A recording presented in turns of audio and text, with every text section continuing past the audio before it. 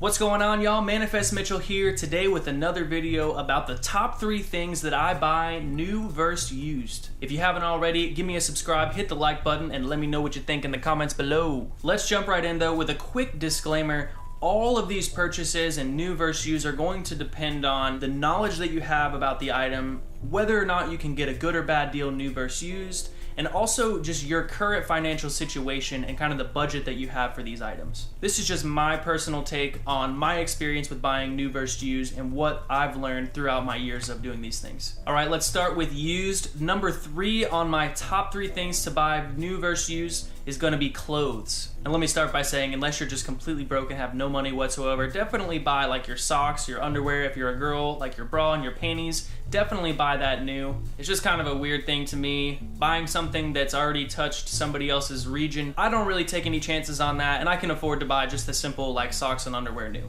So many different reasons to buy your clothes used rather than new. The first reason being that clothes have an extremely high and fast rate of depreciation. You know, as soon as you buy brand new clothes off the rack from a store, the value of those clothes goes down significantly as soon as you walk out the door. Not to mention, thrift and consignment stores are so widely available, and they oftentimes have hidden gems if you just look through the racks really carefully and kind of pick your way through all their selection. There's also already just an extreme amount of clothes in existence already that to me, it doesn't really make a whole lot of sense to be buying something made new from a factory. Now, I will say, if you're shopping for a very specific piece like a suit, or maybe a dress, or like a formal wear where the occasion requires a very specific piece of attire, it's totally okay to buy new. It might save you a lot of time than going to like all these different thrift stores looking for that one special piece. Especially things like a suit or a formal dress that you'll wear for years and years and years. It's definitely gonna be valuable to buy that item new. Number 2 on my list to buy used is going to be furniture. Just like clothes, furniture has an extremely high rate of depreciation. Also, used furniture is extremely easy to find. Facebook Marketplace, Craigslist, any kind of thrift or consignment store as well. Not to mention, when you buy furniture new from a store, the pieces have a huge markup for profits for the store. This is how during blowout seasons, or like when a store is trying to turn around their inventory, they can sell things for a huge markdown, 50, 60, 70%. Number 1 thing to buy used is definitely going to be your vehicle. Now, a lot of this does depend on your budget, the income you generate, and your net worth.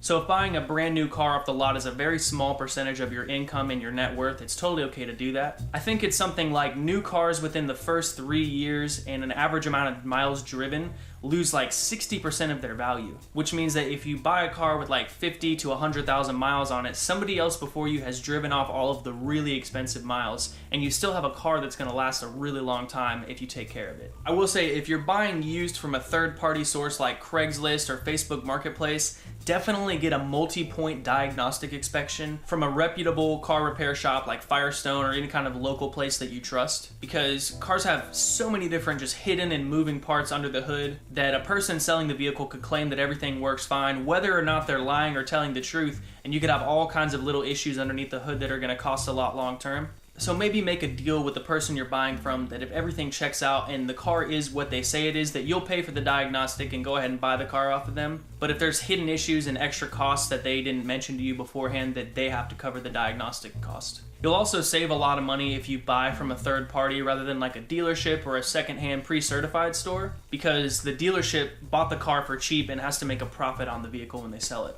So the price of the vehicle is going to be a lot higher than if you just bought it used from somebody. Lastly, if you are going to buy a brand new car from a dealership, definitely make sure that they're giving you some kind of warranty or guarantee that should something happen in the next couple years, besides routine maintenance and normal wear and tear, that they will cover those costs for you. Before you start negotiating and making deals with third parties or dealerships, always use kellybluebook.com or kbb.com. Put in the year, make, model, mileage, and then like whatever sport or package that the car has, and that website will tell you pretty much exactly what the market value of that car is. All right, let's jump to the top 3 things that I buy new. Number 3 is gonna be tools. You know, tools, whether electric or manual, handheld, tend to last a really long time if you take care of them. Tools are something that I typically hold on to for a long time. They make your life easier, they make your work more efficient and productive, and they save you a lot of time on projects as well. They do typically have a slow depreciation and are pretty liquid, where you can sell it pretty readily for whatever the market value of that tool is. Tools are also something that I just personally don't really know the ins and outs too well, you know, the inside parts, whatever mechanisms are controlling like the motors and whatever makes the tool operate correctly. However, if you're going to use a tool just for one project, for one quick thing, you might consider renting a tool from a hardware store or just buying it used. Number 2 on my list of things that I buy new is going to be firearms. Now, I will say that this is somewhat controversial just because you can oftentimes find really good deals on used firearms at like gun shows or trade shows or even firearm marketplace websites. Firearms typically have a really low depreciation and are extremely liquid. I mean, you could put several hundred or thousands of rounds through a firearm and it's still going to hold its value relatively well, and you can easily sell that firearm pretty quickly at the places that I previously mentioned.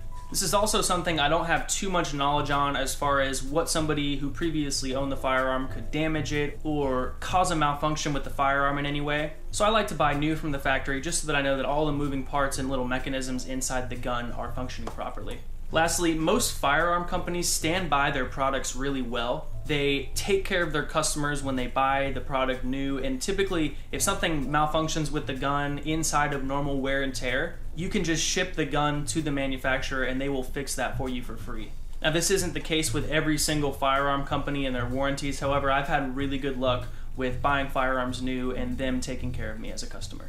Lastly, number 1 on my list of things that I buy new is going to be technology. Technology for me is something that I am investing in for the long term. Anything like a camera, laptop, phone, tablet, I typically plan on holding on to for a very long time. I do have somewhat of a knowledge base about like hard drives and lenses and processors and that kind of thing. However, technology typically has so many little ins and outs and specific pieces and little parts that all work in conjunction with each other that I want to make sure that I'm getting those things new, because I personally can't tell if somebody before me that owned the item messed it up in some way or didn't take care of the item very well. Lastly, if you're a person like me that really takes care of the things that they buy, technology as well, you'll get a lot of use out of it. It makes your life easier, more productive, and more efficient.